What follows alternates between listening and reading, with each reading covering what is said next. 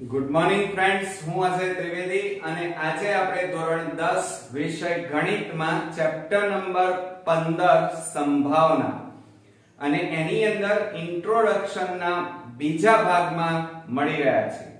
મિત્રો, આ પહેલા ભાગ 1 તમે જોયો હશે અને બરોબર સમજી પણ લીધો હશે અને તમને મજા પણ આવી હશે. તો એવી જ રીતે આજે આપણે ભાગ 2 ની અંદર કુલ 3 ટોપિક આજે આપણે શીખવાના છીએ. બરોબર. અને પહેલો ટોપિક છે પ્રાથમિક ઘટના, ત્યાર પછી પૂરક ઘટના અને ત્રીજી છે સમસંભાવી ઘટના. કઈ મિત્રો? એક તો પ્રાથમિક ઘટના, પૂરક ઘટના અને ત્રીજી આપણે શીખીશું સમસંભાવી ઘટના. બરોબર.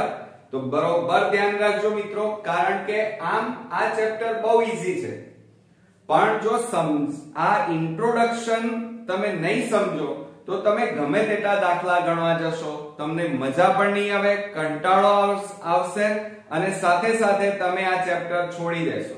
પણ મિત્રો, આપણે 4 માંથી 4 ગુણ આ ચેપ્ટર માંથી લેવાના છે અને સૌથી ઈઝી માં ઈઝી ચેપ્ટર આ છે. બરોબર. તો ચાલો શરૂ કરીએ. પ્રાથમિક ઘટના, એની વ્યાખ્યા શું થાય મિત્રો? તો બરોબર સમજી અને તૈયાર કરી રાખજો કે જે ઘટનામાં પ્રયોગનું માત્ર એક અને માત્ર એક જ પરિણામ મળે તેવી ઘટનાને પ્રાથમિક ઘટના કહેવાય. સમજો જરા. જે ઘટનામાં પ્રયોગનું માત્ર એક અને માત્ર એક જ પરિણામ મળે તો તેવી ઘટનાને પ્રાથમિક ઘટના કહેવાય. ચલો હું ઉદાહરણ તરીકે સમજાવું. એમાં દાખલા તરીકે આપણે 7 સીડીનો પાસો તમે જોયો હશે, જોયો છે ને બધાએ? હવે એ પાસાની અંદર તમને એક બાજુ એક આવા ટપકા કરેલા હોય છે અને એ ટપકા 6 સુધી હોય છે, જે સમતોલ પાસો હોય જેને આપણે કુકડી કહીએ છીએ. બરોબર. તો એની અંદર કુલ આ રીતે 6 આવેલા હોય છે. પહેલામાં 1 2 3 4 5 અને 6 આ રીતે ટપકા કરેલા હોય છે. હવે આ સમતોલ પાસાને જુઓ, આ 6 આપણી પાસે 6 ભાગ છે. હવે 6 માંથી તમે આમ કરીને સમતોલ પાસો ફેંકો તો તમને 5 મળવાની સંભાવના કેટલી? મને કહો. ચાલો, તમે આ કુકડી લીધી, આમ કરો છો અને પછી આમ ફેંકો ત્યારે 5 અંક મળવાની સંભાવના કેટલી? તો 5 કેટલી વાર આવે છે? જુઓ, એક જ વાર આવે છે, માટે 5 મળવાની સંભાવના એક જ છે. બરોબર. એ જ રીતે આપણે ચલો ફરીથી કુકડી લઈએ અને 3 મળવાની સંભાવના કેટલી? તો તમે કહેશો સર એક જ. ચલો 6 મળવાની સંભાવના એક જ. તો કહેવાનો મતલબ એ છે કે 5મા અંક મળવાની શક્ય પરિણામ કેટલા મળશે? એક જ. હવે મને એ કહો કે તમને એમ પૂછ્યું હોય પરીક્ષામાં કે એકી સંખ્યા મળવાની શક્યતા કેટલી? તો આમાં એકી સંખ્યા કેટલી વાર છે? જુઓ, એકી સંખ્યા એટલે 1 3 અને આ 5, તો કુલ કેટલા થયા? જુઓ, તો એકી સંખ્યા મળવાના શક્ય પરિણામ 1 3 અને 5 આમાં મળે પાસામાં. માટે આ ઘટના પ્રાથમિક ઘટના ન કહેવાય, કારણ કે પ્રાથમિક ઘટના ક્યારે કહેવાય કે એમાં એક અને માત્ર એક જ પરિણામ મળવું જોઈએ. અહીં તો કેટલા પરિણામ મળ્યા? જુઓ, 3. તો આ પ્રાથમિક ઘટના નથી મિત્રો. ખ્યાલ આવ્યો ને? હવે જુઓ, દાખલા તરીકે આ 1 મળવાની સંભાવના કેટલી? તો 1 અને કુલ પરિણામ કેટલા છે? 1 2 3 4 5 અને 6, તો 6 વડે ભાગો. બરોબર. પછી 2 મળવાની સંભાવના કેટલી? 1 ભાગ્યા કુલ પરિણામ વત્તા આલો 1 ભાગ્યા કુલ પરિણામ 6. 4 મળવાની સંભાવના 1, કુલ પરિણામ 6. 5 મળવાની સંભાવના 1, કુલ પરિણામ 6. 6 મળવાની સંભાવના 1 અને કુલ પરિણામ કેટલા છે? ગણો 6. બરોબર. હવે આ બધાનો સરવાળો કરી નાખો. છેદ કેવા છે? સરખા, એટલે લસા કેટલો લીધો? 6. ઉપર 1 2 3 4 5 અને 6 આ 6 ઉડી જાય તો વધ્યા કેટલા 1 માટે પ્રાથમિક ઘટના બનવાની સંભાવના હંમેશા 1 હોય છે ઓકે ખ્યાલ આવે ને મિત્રો હવે આપણે બીજી વાત કરીએ એટલે આ યાદ રાખજો તમારે ટૂંકા પ્રશ્નમાં વિભાગ A ની અંદર આ ખાસ કામમાં આવશે કે પ્રયોગની બધી પ્રાથમિક ઘટનાઓની સંભાવનાનો સરવાળો એક અને માત્ર એક જ મળે છે યાદ રાખજો કે પ્રયોગની બધી પ્રાથમિક ઘટનાઓની સંભાવનાનો સરવાળો એક અને માત્ર એક જ મળે છે બરોબર દાખલા તરીકે બીજું એક ઉદાહરણ આપું કે તમે રૂપિયાનો સિક્કો લઈ લો તો એની એક બાજુ શું હોય હેડ અને બીજી બાજુ ટેલ હેડ એટલે છાપ અને ટેલ એટલે કાંટો તમે સિક્કો ઉછાળો તો છાપ મળવાની સંભાવના કેટલી 1 અને કાંટો મળવાની સંભાવના 1 બરોબર તો હેડ મળવાની સંભાવના 1 અને કુલ પરિણામ કેટલા 2 કયા કાં તો હેડ હોય કાં તો છાપ હોય ટેલ હોય બરોબર તો 1/2 અને એ રીતે ટેલ મળવાની સંભાવના પરિણામ બરાબર 1/2 કુલ પરિણામ 2 છે એટલે 2 વડે ભાગ્યા હવે આ બંનેનો સરવાળો કરી નાખો તો સરવાળો કરીએ છેદ સરખા છે એટલે છેદમાં 2 અને ઉપર 1 + 1 એટલે 2 અને આ 2 ઉડી જાય તો જવાબ કેટલો આવ્યો 1 આવ્યો ને તો જુઓ અહીંયા પણ એક જવાબ આવે છે તો હંમેશા યાદ રાખજો કે જે ઘટનામાં પ્રયોગનું માત્ર એક અને માત્ર એક જ પરિણામ મળે તો તેવી ઘટનાને પ્રાથમિક ઘટના કહેવામાં આવે છે ઓકે કોન્સેપ્ટ ક્લિયર અને આ ઉદાહરણ પણ થોડા ધ્યાન રાખજો કારણ કે મેં 2-3 ઉદાહરણ તમને સમજાવ્યા જેથી કરીને તમે આ કોન્સેપ્ટ વ્યવસ્થિત રીતે સમજી શકો હવે આપણે પૂરક ઘટનાની વાત કરવાની છે પૂરક ઘટના એટલે એકબીજા ઉપર આધારિત એક ઘટના બને અને જે બીજી ઘટના નથી બની તો એ ઘટનાને શું કહેવાય પૂરક ઘટના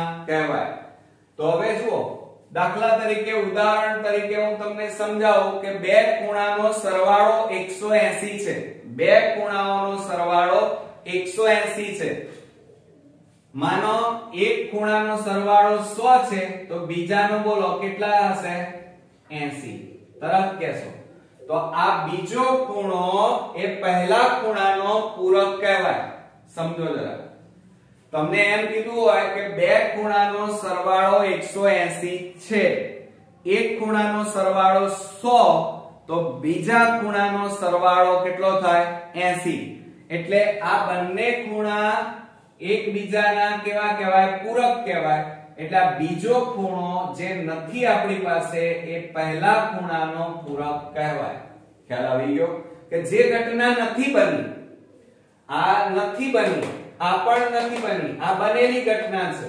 બરોબર જુઓ ચતુષ્કોણના ચાર ખૂણાના માપનો સરવાળો કેટલો 360 બરોબર કે નહીં ચતુષ્કોણમાં ચારે ખૂણાના માપનો સરવાળો 360 થાય એમાં તમને રકમમાં ત્રણ ખૂણાના માપ આપી દીધા છે ત્રણેય ખૂણાનો સરવાળો 300 થાય છે તો ચોથા ખૂણાનો માપ કેટલું થાય તો જુઓ આ ઘટના બની ગઈ છે ત્રણ ખૂણાનો સરવાળો એ 300 છે તો ચોથા ખૂણાનું માપ આપણી પાસે નથી તો આ પૂરક ઘટના કહેવાય તો કેટલી હશે અહીંયા 60 તો આ ખૂણો પહેલા ખૂણાના પહેલા ત્રણ ખૂણાનો પૂરક કહેવાય ખ્યાલ આવી ગયો હવે જુઓ એની વ્યાખ્યા બરોબર સમજી લેજો આ ઘટના A કહેવાય અને આ નથી બની એ ઘટનાને A ડેશ કહેવાય તો જે ઘટના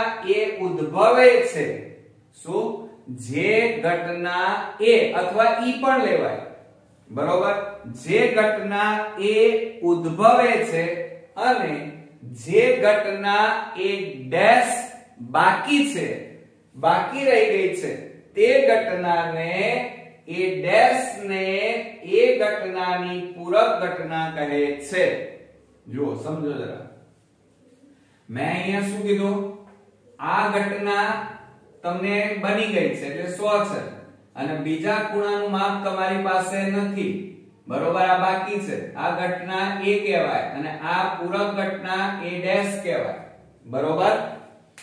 તો જે ઘટના a ઉદ્ભવે છે, આ ઉદ્ભવેલી છે, અને જે ઘટના a ડેશ બાકી રહી ગઈ છે, તો આ a ડેશ એ ઘટના a ની પૂરક ઘટના કહેવાય.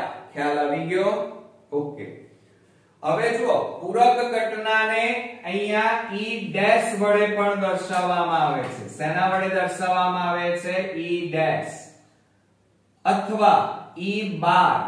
આ ઉપર લીટી કરી છે ને, e આ રીતે ડેશ કરવાનું, અથવા પૂરક ઘટનાને e ડેશ અથવા આ e ઉપર આડી લીટી કરો એને e બાર કહેવાય. શું કહેવાય? e બાર.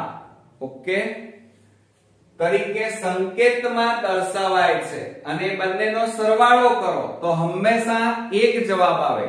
તો અહીંયા જુઓ, આ જે ઘટના બની આપેલી છે એ ઘટના, આ ઉદ્ભવેલી ઘટના છે, અને વત્તા આ પૂરક ઘટના છે, એ બંનેનો સરવાળો કરો તો કેટલા થાય? 1. એટલે આ સૂત્ર યાદ રાખજો,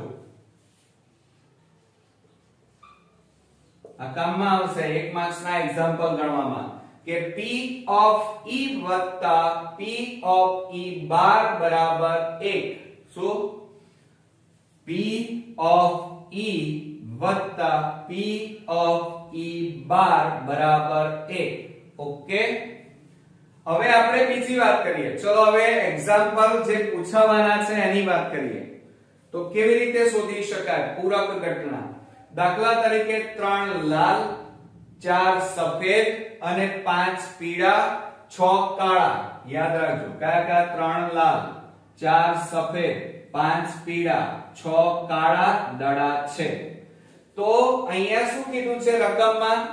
સફેદ દડા ન આવવાની સંભાવના. સફેદ દડા ન આવવાની સંભાવના. તો આપણે પહેલા શું કરવાનું? એનાથી ઊંધું લઈ લેવાનું. સફેદ દડા આવવાની સંભાવના શોધી કાઢવાની, બરોબર. તો સફેદ દડો આવવાની સંભાવના, સફેદ એટલે વ્હાઈટ કહેવાય, એટલે w આવે, એટલે p of w, બરોબર. સફેદ એટલે વ્હાઈટ કહેવાય, વ્હાઈટ એટલે સફેદ અને વ્હાઈટ એટલે એનો w લીધો. હવે જુઓ, સફેદ દડા કેટલા છે આપણી પાસે? 4. એટલે અહીંયા 4 પરિણામ મળે ભાગ્યા કુલ દડા કેટલા છે બધા? 3, 3 ને 4 7, 7 ને 5 12, 12 ને 6 18. તો ભાગ્યા કુલ પરિણામ 18. ભાગાકાર કરીએ તો 2 દુ 4, 2 9 18. તો સફેદ દડો આવવાની સંભાવના 2/9, બરોબર. પણ આપણને શું પૂછ્યું છે? સફેદ દડો ન આવવાની સંભાવના. ન આવવાનો એટલે સફેદ દડા કેટલા છે? 4. તો કુલ દડા કેટલા હતા? 18. 18 માંથી 4 બાદ કરી નાખો એટલે કેટલા બાકી રહે? 14. તો સફેદ દડો ન આવવાની સંભાવના p of w dash પૂરક ઘટના બરાબર સફેદ દડા નથી આવવાના, તો એ સિવાય 3, 3 ને 5 8, 8 ને 6 14, બરોબર. 14, અરે 5 ને 3 8, 8 ને 6 14, એટલે આ 14 લખ્યા અને કુલ દડા કેટલા? 18. તો બરાબર છેદ ઉડાડીએ આપણે, તો 2 7 14 અને 2 9 18, તો 7/9. સમજણ પડી ગઈ? 2 માર્ક્સ આવી ગયા. એટલે આ રીતે આપણે કરવાનું. હજી એક એક્ઝામ્પલ હું તમને શીખવાડું જેથી તમને અત્યારથી જ એક્ઝામ્પલ આવડી જાય. દાખલા તરીકે તમારી પાસે સમજો હવે બરોબર, 2 લાલ, 3 કાળી, 6 લીલી પેન છે. કેટલી? 2 લાલ, 3 કાળી અને 6 લીલી પેન છે. એટલે કુલ કેટલી પેન થઈ મને કહો? તો 2 ને 3 5, 5 ને 6 11 કુલ પેન. ઓકે. પછી શું કહે છે? તો કાળી પેન, તો તો કાળી પેન ન મળવાની સંભાવના શોધો એમ કીધું છે. તો મેં તમને શું કીધું? આ પૂરક ઘટના પૂછી છે. કાળી પેન ન આવવાની સંભાવના. હવે આપણે ઉલટું શોધવાનું. કાળી પેન આવવાની સંભાવના. તો જુઓ, કાળી પેન આવવાની સંભાવના. કાળી એટલે બ્લેક. બ્લેક નો બી લેવાનો એટલે P of B. હવે કાળી પેન કેટલી છે આપણી પાસે? 3. તો આ 3 લીધી અને કુલ પેન કેટલા છે? 11. છેદના ઉડ્યા એટલે આ આપણો જવાબ આવે 3/11. બરોબર. હવે જુઓ, કાળી પેન ન મળવાની સંભાવના જે આપણે પૂછ્યું છે, કાળી પેન ન મળવાની સંભાવના એટલે શું થાય? તો P of B dash બરાબર આ ના મળેલા કેન્સલ કરી દેવાનું. તો બાકી કેટલી રહી? 2 અને 6 8 એટલે 8 અને કુલ પેનો કેટલી છે? 11. ભાગાકાર કરો, ભાગ ન ચાલે એટલે આપણો જવાબ કેટલો આવ્યો કહેવાય? 8/11. હવે આ બંને પરિણામો સૂત્રમાં મૂકીએ. ચાલો, સૂત્ર કયું છે પૂરક ઘટનાનું? P of E વત્તા P of E બાર બરાબર 1. એમાં કિંમત મૂકો P of B. તો આ રહી.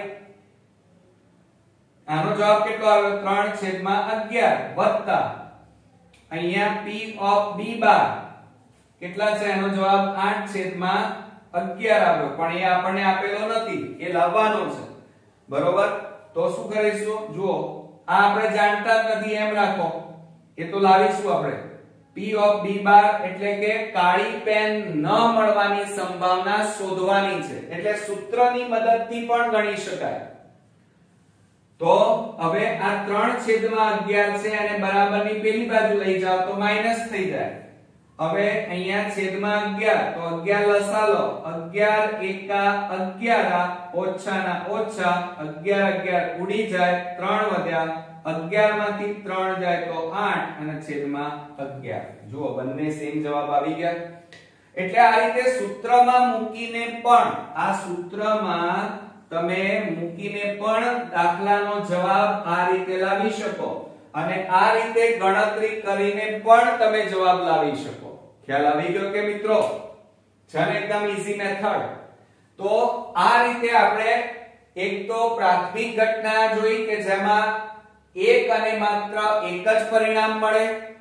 પૂરક ઘટના કોને કહેવાય? કે એક ઘટના બની ગઈ હોય અને બીજી ઘટના જે બાકી હોય, એમાં જે બાકી ઘટના છે એ પહેલી ઘટનાની પૂરક ઘટના કહેવાય.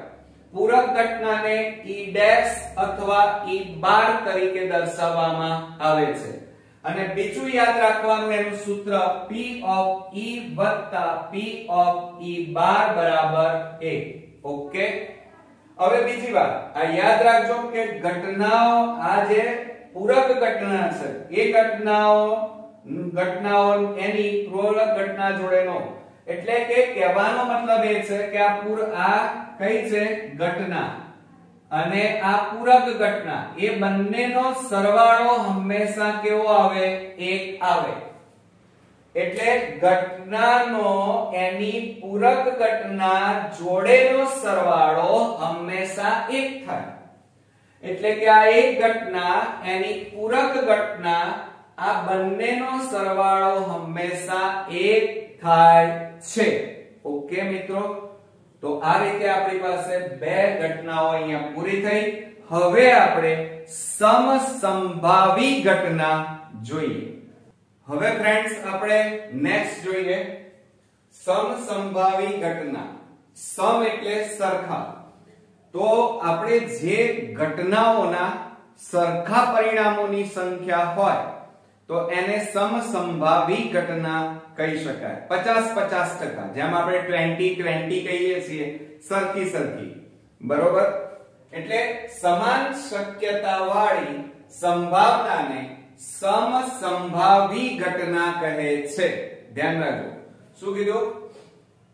સમાન શક્યતા વાળી સંભાવનાને સમસંભાવી ઘટના કહે છે. બરોબર મિત્રો? હવે એની અંદર દાખલા તરીકે હું એક ઉદાહરણ આપું કે આપણે જ્યારે મેચ રમવા જઈએ ત્યારે પહેલો સૌપ્રથમ બેટિંગ કરવા માટે કયો ખેલાડી જશે એના માટે આપણે નક્કી કરવું હોય તો રૂપિયાનો સિક્કો લઈને ઉછાળીએ તો એમાં બે વસ્તુ મળે, કાં તો કાંટો મળે, કાં તો છાપ મળે, કાં તો ટેલ મળે, કાં તો આપણે જાણીએ છીએ હેટ મળે. એટલે બંનેની સંભાવના એક એક છે, બરોબર. કાં તો ભાગ આવે, કાં તો કાંટો આવે, એટલે એ સમસંભાવી ઘટના કહેવાય, બરોબર. એમાં આપણે કેટલાક ઉદાહરણ આપણે લઈએ જેથી કરીને તમને વધારે સમજણ પડે. આપણે પહેલું ઉદાહરણ લઈએ. દાખલા તરીકે ડ્રાઈવર કાર ચાલુ કરવાનો પ્રયત્ન કરે છે. ડ્રાઈવર શું કરે છે? કાર ચાલુ કરવાનો પ્રયત્ન કરે છે. તો પરિણામ કેવા મળશે? કાર ચાલુ થાય છે કે નથી થતી? તો આપણે જાણીએ છીએ કે જો કાર નવી હોય, સમજો જરા, કાર નવી, આપણે એકદમ નવી નક્કોર કાર હોય તો ફટાફટ ચાલુ થઈ જાય, અને કાર એકદમ જૂની હોય અને ચાલુ કરવા જઈએ તો ચાલુ ઝડપથી થાય પણ ખરી અથવા ન થાય. એટલે એનો મતલબ એ થયો કે અહીંયા જો નવી કાર હોય તો ચાલુ થવાના પરિણામો વધારે મળે, અને કાર જૂની હોય તો કાર ચાલુ થવાના પરિણામો ઓછા મળે. ખ્યાલ આવ્યો કે ના આવ્યો? એટલે અહીંયા બંનેનું બેલેન્સ સરખું નથી થતું મિત્રો, માટે બંને પરિણામો સરખા મળશે નહીં. તો આ ઘટનાને સમસંભાવી ઘટના નથી એમ કહેવાય, બરોબર. એટલે જવાબ શું આવશે કે આ ઘટના સમસંભાવી ઘટના નથી. ખ્યાલ આવ્યો? બીજું એક ઉદાહરણ લઈએ. દાખલા તરીકે બે માણસો લઈએ અને એમને દોડવાનું કહીએ તો કોણ વધારે અંતર કાપે? તો બંને સરખું અંતર નહીં કાપે મિત્રો, કારણ એક માણસ છે એ કાં તો યંગ હોય તો વધારે અંતર કાપે, અને બીજો માણસ જો ઉંમરલાયક હોય તો એ અંતર ઓછું કાપે. એટલે બંનેની અંતરની સરખામણી સરખી ક્યારે નહીં થાય, માટે એને સમસંભાવી ઘટના ન કહેવાય. ઓકે. બીજું ઉદાહરણ. દાખલા તરીકે બાળક જન્મ્યું છે, આ પ્રયોગ કરીએ તો એના પરિણામ શું મળે? કાં તો છોકરો હોય કાં તો છોકરી હોય, બરોબર કે નહીં? કોઈ બાળક જન્મે તો એની બે સંભાવના, કાં તો છોકરો હોય કાં તો છોકરી હોય, બંને સરખી સંભાવના છે. તો માટે આ ઘટના સમસંભાવી ઘટના છે એમ કહેવાય. ઓકે. ત્રીજું ઉદાહરણ લઈએ કે ખેલાડી બાસ્કેટબોલને તાકીને મારવાનો પ્રયત્ન કરે છે. જવાબ શું મળશે પરિણામમાં? તે બાસ્કેટબોલમાં કાં તો નાખી દેશે, કાં તો એ બાસ્કેટબોલમાંથી બહાર જતો રહેશે દડો, એટલે ચૂકી જશે. તો આની સંભાવના કેવી? આ સમસંભાવના કહેવાય? ના મિત્રો. કેમ? કારણ કે જો ખેલાડી બાસ્કેટબોલનો હોય તો એ તાકીને આમ કરીને દડો નાખે તો અંદર જતો રહેશે બાસ્કેટબોલમાં, પરંતુ જો ખેલાડી ક્રિકેટનો, હોકીનો, કબડ્ડીનો હોય અને એ જો બાસ્કેટબોલમાં દડો નાખવા જશે તો એ ચૂકી જશે. એટલે બાસ્કેટબોલનો ખેલાડી વધારે વાર અંદર દડો નાખશે, જ્યારે અન્ય ખેલાડી એને પ્રેક્ટિસ નથી એટલે બાસ્કેટબોલમાં દડો નાખતા ચૂકી જશે. એટલે બંનેના પરિણામો સરખા ક્યારે આવશે નહીં, માટે આ સમસંભાવના નથી, કારણ કે પરિણામો સરખા મળતા નથી. ખ્યાલ આવ્યો? લાસ્ટ ઉદાહરણ જોઈએ કે ખરા ખોટા પ્રશ્નોના જવાબ આપવા. તો પરિણામ શું મળશે? કાં તો જવાબ સત્ય હશે કાં તો અસત્ય. તો આ પરિણામ સમસંભાવના છે કે નહીં? તો મિત્રો જુઓ, ખરા ખોટા હોય તો એમાં અડધા ખરા પણ હોય કાં તો અડધા ખોટા પણ હશે, બરોબર. એટલે પરિણામો એક સરખા મળશે. તો આ ઘટના સમસંભાવી છે એમ કહેવાય. પરંતુ જો અહીંયા એમ કીધું હોય કે વિદ્યાર્થી દ્વારા ખરા ખોટા પ્રશ્નોના જવાબ આપવા, તો વિદ્યાર્થી કાં તો સાચું એ લખવાનો કાં તો ખોટું એ લખવાનો, એટલે બંને પરિણામો સરખા મળવાના શક્ય નથી. હોશિયાર હશે તો સાચું લખશે, કોઈ મારા જેવો ઠોઠ વિદ્યાર્થી હશે તો એ ખોટાએ લખીને આવશે અને સાચાએ લખીને આવશે, એટલે સાચાએ પડે અને કાં તો ખોટાએ પડે, એટલે પૂરેપૂરા માર્ક્સ બંનેમાં પરિણામો ખરા ખોટાના સરખા આવશે નહીં. વિદ્યાર્થી કીધું હોય તો વિદ્યાર્થી શબ્દ વપરાયો હોય તો આ સમસંભાવી ન કહેવાય, પણ અહીંયા વિદ્યાર્થી નથી કીધું એટલા માટે આ પરિણામો સમસંભાવી છે એમ કહેવાય. ખ્યાલ આવી ગયો ને મિત્રો? તો આ ઉદાહરણો ઉપરથી તમને હવે આ કોન્સેપ્ટ પણ ક્લિયર થઈ ગયો હશે, બરોબર? તો આપણે 3 ઘટનાઓ જોઈ છે આજે.